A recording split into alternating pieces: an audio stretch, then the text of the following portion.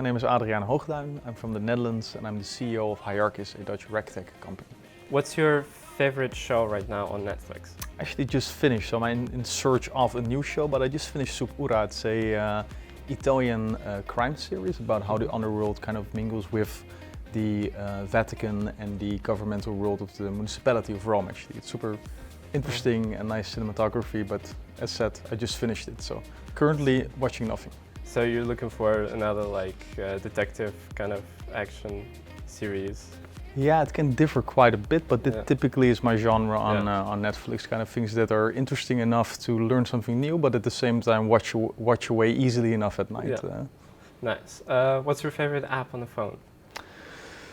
I would like to say something intelligent, such as my news app or something like that, but actually it's Instagram, especially during meetings. I really like to peek to see what's happening out there in the world where people are enjoying themselves and comes to me, buggering through my days. So that's kind of my, I think, favorite app, especially now the holiday season is there. What was your favorite subject in school when you were a kid? Actually, I've been like a super big history nerd all of my life, so it's still a big hobby of mine. So this is actually my by far favorite topic in school and always has been. What period of history or all of history? Yeah, so I'm particularly interested in cultural history and more specifically Renaissance and Baroque era are for me the most interesting eras, and then focus on the south of Europe, mostly Italy actually. What did you study in university? Yeah, so that's no surprise that I started with actually the education to become a teacher of history. I did it for 1 year to get my propedeuse, so I could go to the university. But then still, I went back to the University of Applied Sciences, and what I actually did was a specific Dutch study, which is focused on management, economics, and law. So that's also how the study is called in Dutch. So a very generalistic study in which you kind of get a hinge of everything without becoming an expert in anything. Sort of jack of all trade kind of studies. All right, so now we'll talk about Hierarchies. I know that you're not the founder, but you're the CEO. Where did the idea first come from? What was the source of inspiration for Hierarchies? Yeah, so Hierarchies is, as you said, I'm not the founder, so it was actually founded before I was even born, and as a matter of fact, before I would say 95, if not 99% of the people on board were actually born. So we're a young company, at least we are now today. We were founded in 1985, and we have been going to quite some cycles where we sort of reinvented the company, and I would say that I've had the last sort of reinvention of the company. But we started out with mainframes, then in the 90s we switched to hardware. At the end of the 90s we switched to software, and basically since that time we have been developing a document management system by ways of which we help big financial institutions to manage their data and more in particular their documents. And well, back in 2018 I myself came aboard. And around that time, I really felt that it was a very good system. We had a very nice list, I would say, or portfolio of customers. But the main thing lacking is that we were still approaching these documents kind of as a goal in their own right. And to me, a document only has value because of the information that it carries. So we started developing a whole new suite of products, which is actually focused on disclosing the contents of these documents and making that both manageable and editable for our enterprise customers, so that they basically have a data management as opposed to a document management system. So that's the latest reinvention, and of course we have a lot of data in our system. So back in the day it used to be called big data, now we call it data science or artificial intelligence, but that's basically the main three components of all the solutions that we're developing at Hierarchis right now.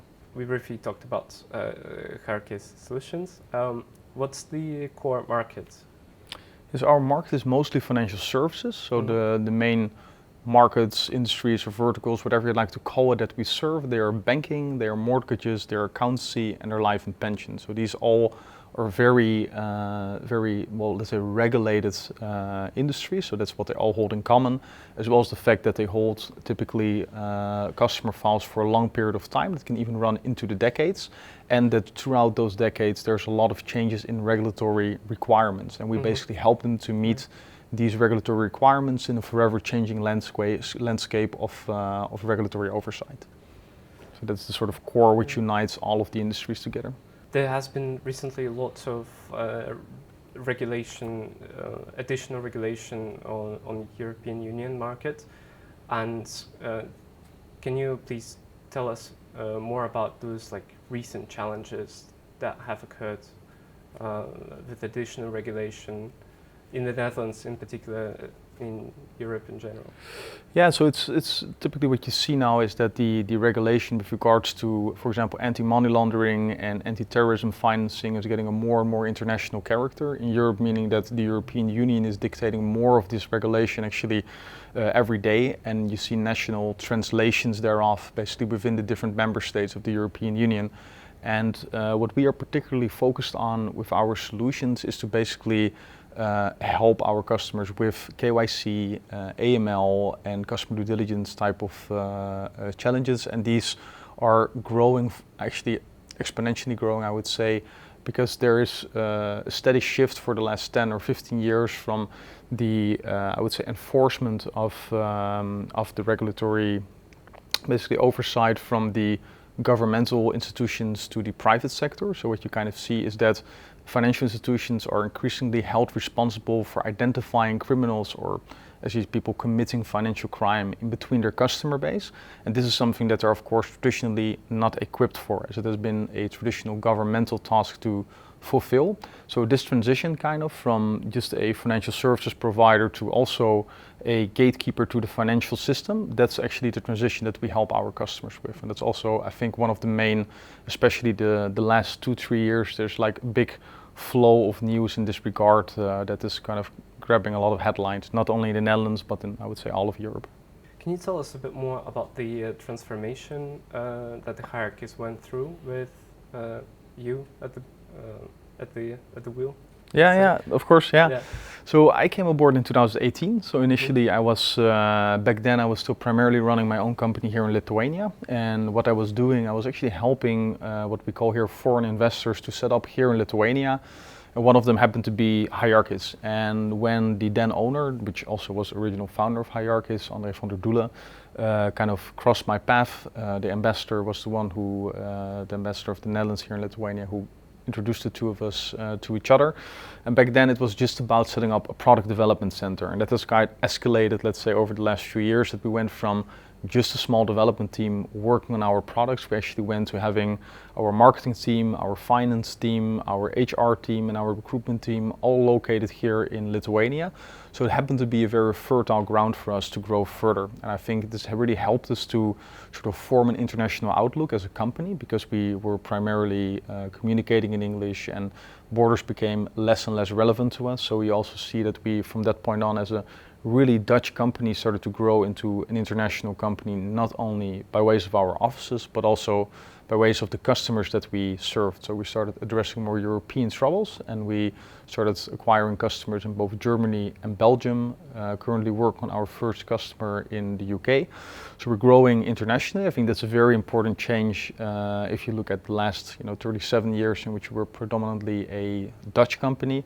And the other big change I think that we've made is that we made the transition from, I would say, a relatively traditional software provider with our document management system, really transitioned into a more innovative fintech company that develops state-of-the-art technology for a problem that stands at the heart of our financial ecosystem. Yeah, and as I've read through, as I understand, are you also employing artificial intelligence in the process? Yeah, our artificial intelligence actually is the main, I would say, the main focus of our new product suite. So everything that has to do with regulatory compliance is basically fueled or powered by AI. So that's actually the core of all our new products. And previously we had this distinction between our traditional document management system and our AI solutions, but now we have all seamlessly merged it together into one single platform in which we allow our customers to both manage their data as well as their documents into one platform where we address all of the regulatory challenges that they face, and in particular in the field of KYC. You've mentioned the change of the office, putting more gravity into offices in Vilnius from the Netherlands. And talking about that, I'm curious to hear, so how big is the team right now? And as a result, how many offices do you have? Yeah, what is a fun thing? We're a relatively small company, so we're only 50 people strong at this moment of time. We're divided over 3 offices. So we got our customer-facing office in the Netherlands. That's where all our consultants, our business developers, and our project managers are working. We got our, I would say, technology hub in Kaunas, which is the second city of Lithuania, where all of our software developers and data scientists and DevOps engineers are working. And then we have a team here in Vilnius, which is the marketing team combined with what currently is our Comply team. And Hierarchies Comply is a product that focuses specifically on the accountancy market. So it's a market that we serve with the SaaS product, and actually that's also one of the big inventions of the last few years at Hierarchies. We have always primarily served big enterprise customers, so think about the top tier banks that we have in the Netherlands, and those banks always have a level of customization in their software, at least in previous times, and that's where Hierarchies actually was coming from. So we have all modernized that, brought it to the cloud and standardized that, but at the same time, as a spin-off thereof, we have developed our own SaaS proposition with which we're currently serving 420 accountancy firms in the Netherlands and growing at a rate of 20 to 30% every year there. Going back to this change that Hierarchies went through, what would you say were the challenges that the company faced and how it overcame them? We had quite a few challenges because we, well, first of all, I think in the setting up process, it's very interesting, you know, like going from a company which is located in one single location to being a co-located company, especially pre-COVID, when, you know, remote working wasn't that much of a standard as of yet, really required a sort of rethinking of all of our business processes and the whole way in which we used to collaborate in the business. So that was, I think, the very first challenge that we had to overcome in the whole reinvention period. The second one was that we had great ideas about what to do with artificial intelligence and how we could basically make our customers benefit from that. But it doesn't mean that customers, without having a single line of code on paper, are willing to already pay for that. So that funding needs to come from somewhere. So we were lucky to basically get, you know, to collaborate with universities here in Lithuania. And based on that collaboration, we actually received a smart FDI funding from the European Union, in total of over $1 million, that really helped us in the development of these products. So that was a very important challenge for us to overcome there, so the funding in the beginning. And I think at this point of time, we have been going through this reinvention phase in which we created these new products. They are running with a lot of our customers, and we're actually, based on our proposition, getting a lot of new customers in all of the different industries that we serve. And there we really see that the transition is going from, you know, sort of, I would say, startup kind of company that is seeking validation for its product within the market. We're really going to a phase where we need to, you know, manage to scale basically what we have built so far, and that requires a whole different skill set. And that's where I think, you know, we have a lot of growth pains, that with the people that we have on board, we have reached a sort of limit to where we could push the company. And now you see that we have, you know, a necessity to find new people who can help us to really get to the next level kind of with the company, and finding the right people that, you know, sort of fit into the culture that we've created all together, and at the same time are capable enough to bring us to that new level. Yeah, this is a very interesting challenge that we're facing at this particular moment in time. Yeah. The Hierarchies collaborated with the universities. Right. Would you say that this collaboration, let's say, advisable for other companies who will be in the same situation? Yeah, I think in general, like with Hierarchies, yeah, we're investing a lot into the ecosystem. So it's not just universities. We, for example, also have our own data science academy with which we train people basically to get into the field of data science. It could be people who cross over from completely different professions to university students who are interested to learn more about data science. We participate in all sorts of mentorship programs. So for example, we have a program here in Lithuania called Women Go Tech, in which we participate. We have a lot of interns always in the companies. We're very focused on not only collaborating with places that, you know, where you can find a lot of talent or talent is concentrated, but also we actively nurture kind of, you know, the ecosystem, I would say, and enthusiast people to become a part of our fintech ecosystem here. Yeah, and other than that, I have to say it's just a lot of, you know, as it goes PR kind of, you know, that we're doing. We're investing a lot in our employer brand, which is, at sometimes it feels even as important as our product-related marketing, because the war for talent is real, especially since the pandemic. You see that a lot of bigger, let's say, international tech companies have moved into the markets that we've been, recruiting with Hierarchies, and that puts a lot of competition in there, and then you really need to be able to offer something in addition to just the salary, which a lot of these remote only companies are offering. But that remains a battle, to be honest. What does a typical day look like at the Hierarchies? It's interesting to ask me, because my days are always very packed with meetings, basically. So these are my days. I think for the teams, what we really stimulate in the company is like a very cross-functional approach. So we try to break barriers between different type of silos, so to make sure that people are not only looking from a singular perspective to their work. So we don't only want to have, for example, the support engineer to look just from a support perspective, but also from a product roadmap perspective to each of the issues flowing in. We, for example, want our engineers not only to look at the product from a technological, but also from a functional point of view. And therefore, we really strive for short feedback loops in which we try to put people together in functional teams, which focus on, for example, a particular group of enterprise customers, could even be a particular industry, or a particular product, such as our SaaS product, so Hierarchies Comply that I mentioned before. So these are, for example, the ways in which we organize the team. So that means there's a lot of collaboration. I think there's a lot of learning going on for the people on a daily basis about sort of insights and perspectives on the way we work and what we're doing every day within those teams. So that means that our people are having lots of calls. I think they're being, like the people here, we work quite a lot from the office still. So I think there's lots of basically meetings taking place in person. What our people typically do, go for lunches together, go for activities together. And that's kind of, I think, what a typical day at Hierarchies looks like. I'm not sure if that answers the question. Well, it does answer the question. Right. It sounds very nice. What do you look for in people when you're hiring them? Yeah, so as I said before, I'm kind of a jack of all trades. So I was no expert, and I'm no expert in particular in any topic. So the main criterion that I can judge people on is the character, and especially in, I would say, so I've been running Hierarchies now for the last 4 years, which has been essentially sort of our startup phase, I would say. And I think always when you're grinding to get to that point of validation, I think the mentality is everything, really. I think hard skills can be, I wouldn't say easily taught, but they can be quite easily learned generally.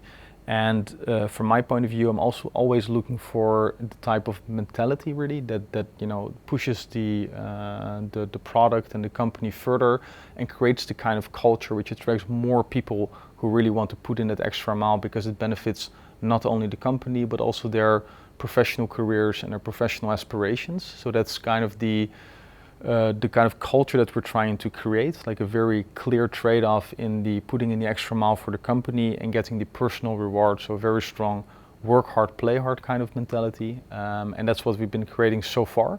And that's also what I primarily look for in people, to be honest. And so far, that's going pretty okay. But as I said, we're scaling, which means that we now have, apart from our board, also a management layer where people need to take their own independent hiring decisions. And the interesting part is that these decisions wouldn't always be mine, but it's also something you need to accept when growing as a company, that people have their own autonomy to make these type of decisions, sometimes also allowing people therefore to make their own type of mistakes, something I consider to be sort of learning money, so to say, basically a price to pay in order to grow the experience within the teams and to improve also firsthand their decision-making process. So yeah, but me personally, mentality is everything. Yeah. Compliance and the regulations have been tightened up, especially with the data, such as GDPR. And I wanted to ask how Hierarchies is basically adapting to this. So, for example, you found out that there are going to be hearings in the European Parliament about this, or the new regulations will come up. Is there some kind of action plan to adapt, or in case if you have to adjust something in your product, or in case of, okay, we anticipated this. So how is it usually happening? Yeah, so I think in the market, like the only constant here is change, because the regulatory environment is continuously changing and has always been doing so over the past few years.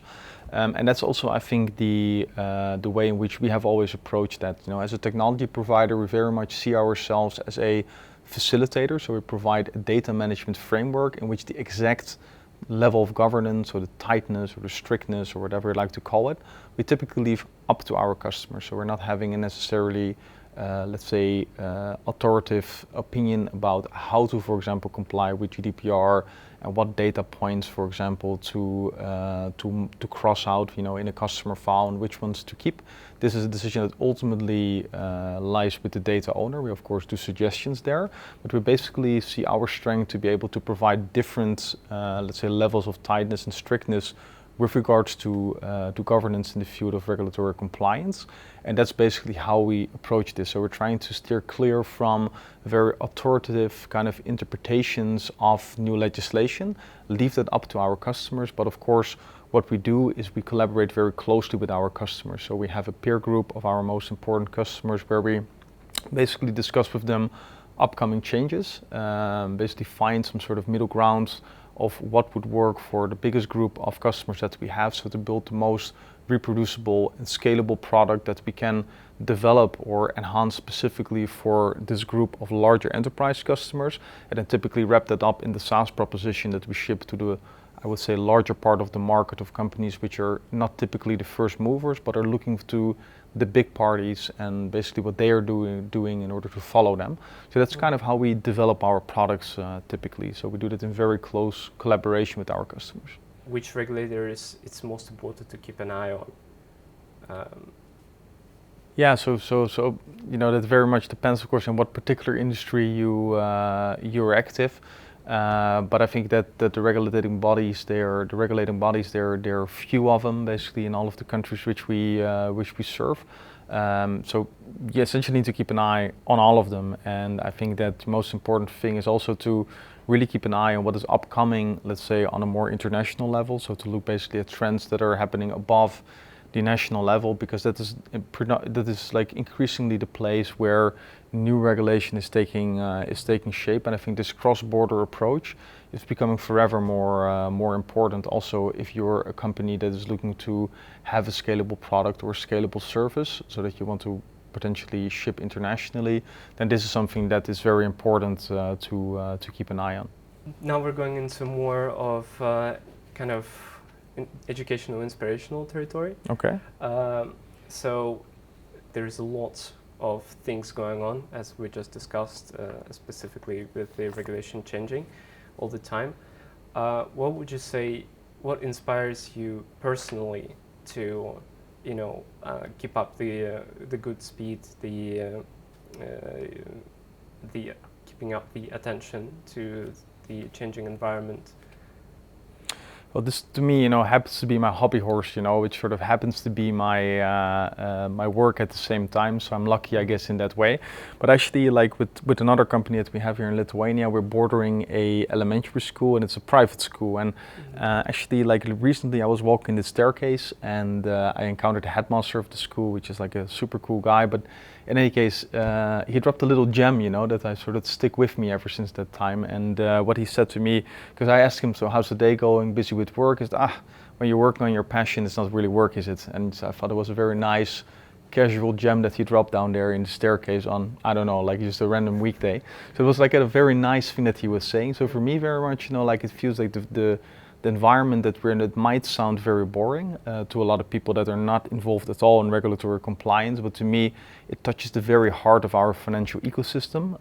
It also ties into a lot of interesting topics which sometimes become relevant because of very unfortunate circumstances, such as the war in Ukraine, for example, which is going on. If you then think about sanctions that need to be enforced on certain people or people of a certain nationality, in that case, it's very relevant to what extent you can be efficient as a society to enforce such sanctions in order to have the desired effect, which is way broader than just the financial ecosystem alone. And that to me, makes it very tangible, makes it very much come to life of what it is that we're working for on a daily basis. And these are also the things I happen to be passionate about. Yeah. That's very nice. So, what would you like to share with people who are managing companies in a similar growth phase, facing challenges? What would you advise? Yeah, so with us, I think what I touched upon earlier, so we're now in this phase where we, we're all as young hounds kind of pushing through this newest reinvention of Hierarchies in the last few years, which we brought to a certain point. And basically at that point, I think it's very important that you don't let pride stand in the way of progress. So I think it's very important to find a safe pair of hands, as I call it. So basically people who know what they are doing and know how to basically help you to get through a certain stage within your growth as a company, and have, for example, done that elsewhere, or have gained that experience from a company that already went through that phase and can basically bring that to you. It really helps to save a lot of time and to prevent a lot of mistakes from happening in a phase which is very crucial, because I really believe that, like in this sort of growth phase, there's a lot of turns that you can take as a company, and also as a management team or as a board or whatever level, even as an employee basically. And these are very determining moments kind of that decide whether you're going to have, just a, I would say, more moderate growth towards the future, or you're going to have a very aggressive growth towards the future.